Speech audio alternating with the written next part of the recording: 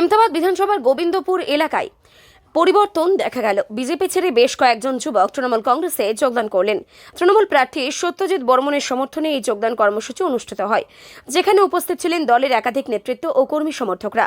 এই প্রসঙ্গে রায়গঞ্জ 2 ব্লক তৃণমূল কংগ্রেসের সভাপতি দীপঙ্কর বর্মন বলেন, রাজ্যের উন্নয়নের ধারাকে সামনে রেখেই সাধারণ মানুষ এবং বিশেষ করে যুব সমাজ তৃণমূল কংগ্রেসের উপর আস্থা রাখছে।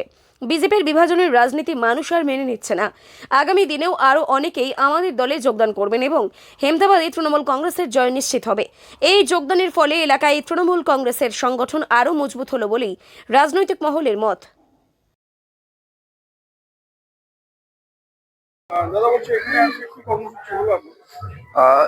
এখানে আমরা এসেছিলাম যে এই যে গোবিন্দপুর বুথে রাজবংশী পাড়া বলে একটা পাড়া রয়েছে, সেই পাড়ার কিছু মানুষ, বিশেষ করে ইয়ং ছেলেরা বিজেপি থেকে আমাদের তৃণমূলে আসলেন এবং এখানে সাজ্জাদদা বলে একজন আছেন বিশিষ্ট সমাজসেবী, উনিও আজকে আমাদের এই তৃণমূলে আসলেন। মূল কারণ হচ্ছে যে এই পাড়াটা এমন একটা অবস্থানে রয়েছে, মানে হিন্দু মুসলিম সবাই একসঙ্গে রয়েছে, কিন্তু বর্তমান বিজেপি যেভাবে সাম্প্রদায়িক বীজ বাষ্প দিচ্ছে, তো যদি এই বিজেপিকে না আটকানো যায় তাহলে পরে কিন্তু এই পাড়ার সম্প্রীতি বজায় থাকবে না। আজকে এই যে কীর্তনটা আছে, আমরা এখন কীর্তনও যাব, সেই কীর্তনে এরা হিন্দু মুসলিম সবাই চাঁদা দেয় এবং মিলেমিশেই কীর্তনটা করে।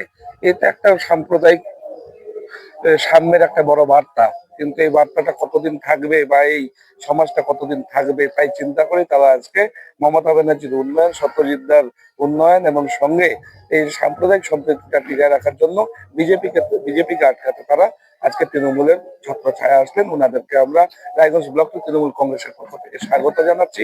আগামী দিনে এই বার্তায় যেন সবাই আসে এবং ভারতবর্ষে একটা সুস্থ সমাজ গড়ে ওঠে।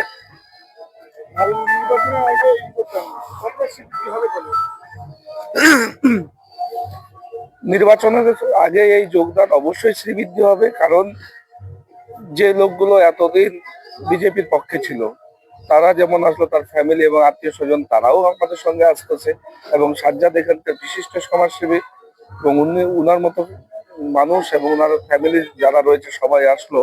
ওরা একটা বার্তাই বললো যে এখানে আমাদের যা ভোট আছে এরা 90% এইবার তৃণমূলে কাস্টিং হবে, আপনারা মিলিয়ে নেবেন, আমরা আজকে কথা দিলাম।